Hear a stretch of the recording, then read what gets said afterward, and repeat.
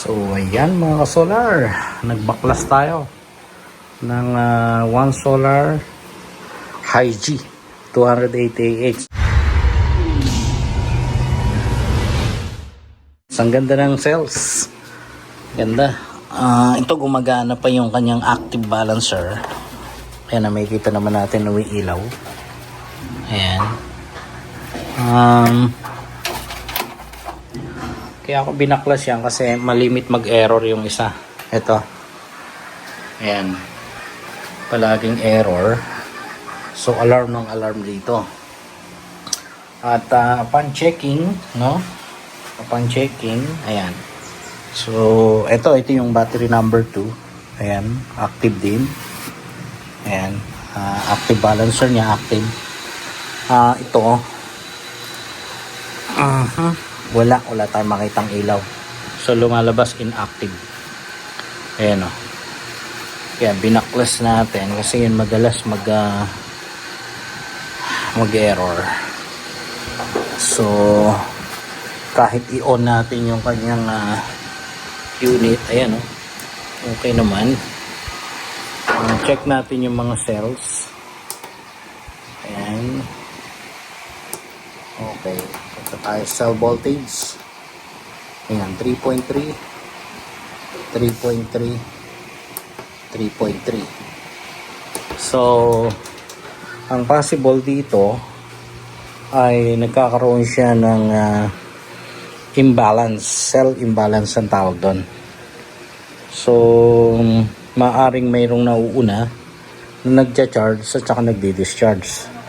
Dahil nga, wala nang nagpapalipat-lipat. Ito. Ayan. Kaya nag-error. Tear down tayo ng One Solar High-G. Ayan. Tear down natin tong isa. So, i-check natin isa-isa yung voltahe ng bawat cell. Tapos, pati itong active balancer. Kasi merong fault. Nag-alarm siya. So titingnan natin na kasi ito walang ilaw oh. Dapat may ilaw to. So tingnan natin ngayon itong pinaka capacitor, no? Kasi active balancer ang tawag dito. Ayan. Kung mayroong nag-bloat, tsuran, wala namang umangat. Goods pa naman para sa 16S ito Kita nyo, One Solar. Active balancer ng One Solar. Kaya lang, wala hindi umiilaw. So magbabaklas pa tayo ng isa. Check natin. Pero dapat umilaw ito. Tapos bukod dyan, i-check natin isa-isa yung manual checking natin. Okay, wait lang. Yung bawat cell. Okay. So parang na naman tayong doktor nito. Ayan, so bawat cells. Ayan, so 16 yan lahat 16. So titingnan natin dito kung mayroong naiibang voltahe na reading. So ito ang main negative terminal at ito yung main positive. So binaklas ko lang yung BMS. Tinanggal ko lang itong BMS. Ayan. So subukan ko lang bawat isa.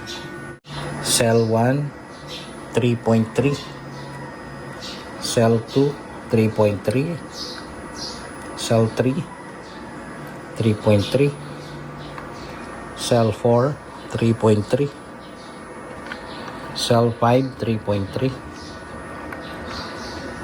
Cell 6 3.3,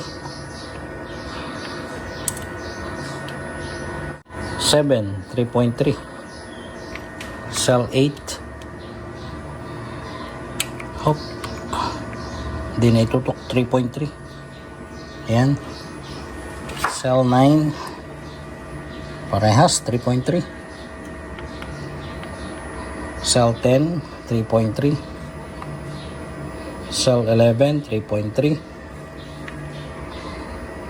Cell 12, 3.3. Cell 13, 3.3. Cell 14, 3.3. 14, 15. 3.3 din. Cell 15. Cell 16, 3.3. So, pantay-pantay. Pare-parehas ang voltahe. Kaya lang, itong active balancer, hindi siya umiilaw. Para malaman na tayo naka-activate ang balancing, dapat umilaw ito. So, hindi umilaw. Ito ay Hi-G na 1 solar, no? 1 solar ang brand. Wala namang gumalaw. Check na natin kung mayroong nasunog. Wala namang sunog. Ayan. Kahit dito. Okay, dito natin iti-test yung bawat isa.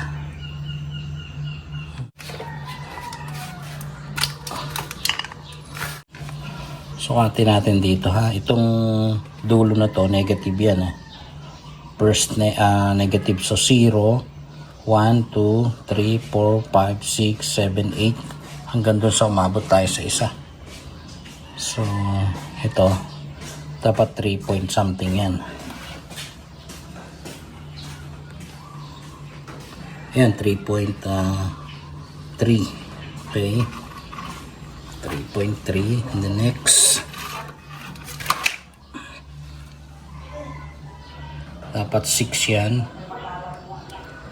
6, tama. 6.6, dapat 9 ito. Or 10, yan, 10.02. Dapat 12 or 13. Tama, 13.36. 15 na dapat to, or 16. 16.7. Then 20. 20 or 18. Tapos 21. Pero okay lang na mas mataas kasi mataas ang charge, 23. Dapat 24 ito, per 26 yan. So good yan. Okay, balik natin. Kasi cell 1 to 8 na yon. Okay.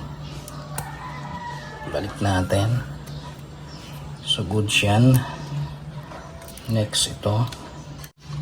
Okay. Huwag lang madikit doon. So lalagay ko doon sa dulo. Dapat 26 or 30 na. Dapat 30. Ayun. Patingin 30. So okay yan. 30. 33 dapat to. Ayan, 33 nga. Next, 37 dapat. Oops. Wait lang. Doon sa yellow. 37 or 36. Okay. 36. So 39 na dapat to. 39. Oops, wala. 39. Oh, bakit wala? 36, tama. So yellow. Tama, 31.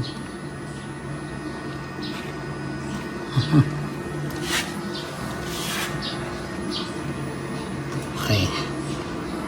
Ito. 40. So 43.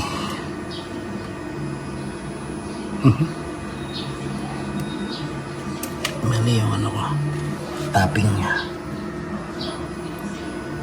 Ayan, 43. Tama. 46. Dapat 46 to. 46. So 48. 49 dapat. Or 50. Ayan, 50. Tapos dito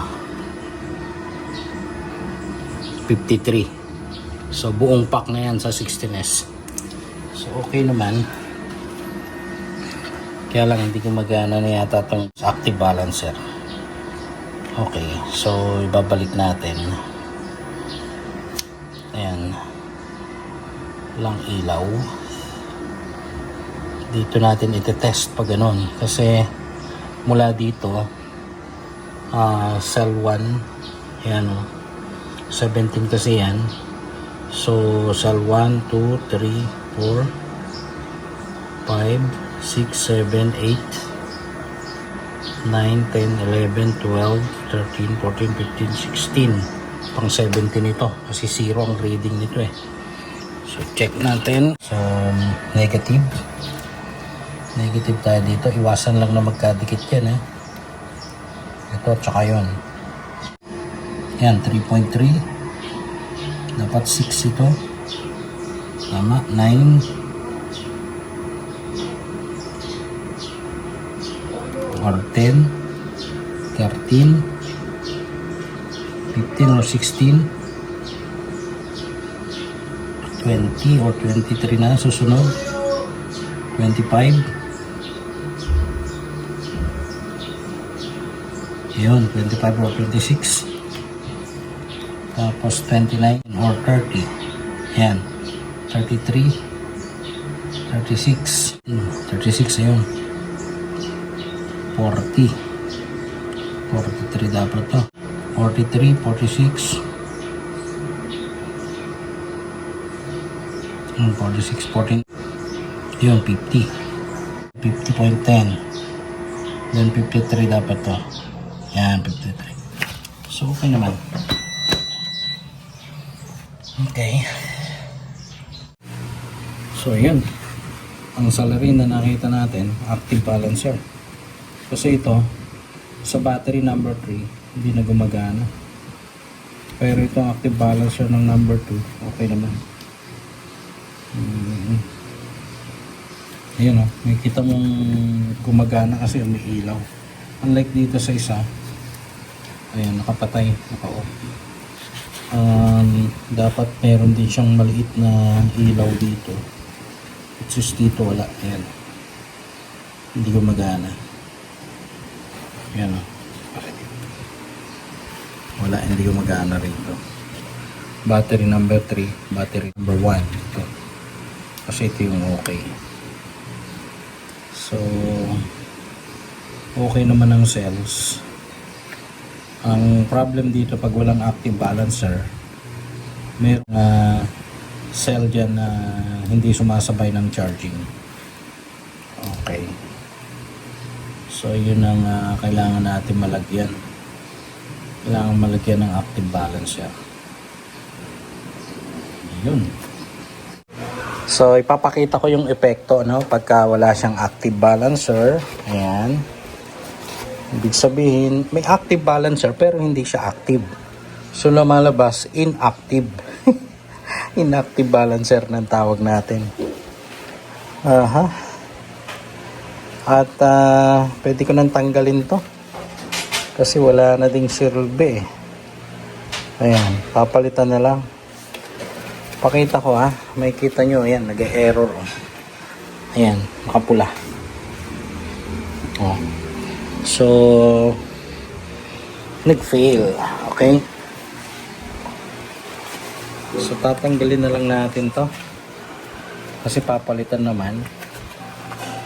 Papalitan ko na lang. Okay. Tanggalin natin. And ito yung sa number 16 tapos dito yung sa 1 ayan so makikita nyo hindi mawawala yung kanyang alarm dyan hanggat di nalalagyan ng tamang active balancer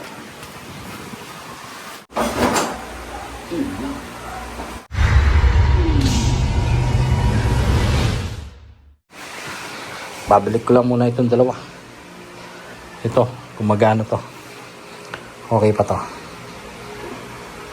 so i-update ko kayo pagka nagpalit kami ng active balancer. Yan o. So although okay naman siya ngayon, pero pagka kasi nagkaroon na ng load yan, mag-a-alarm ito. Pag nagkaroon ng load. So ayun. Balik ko na muna.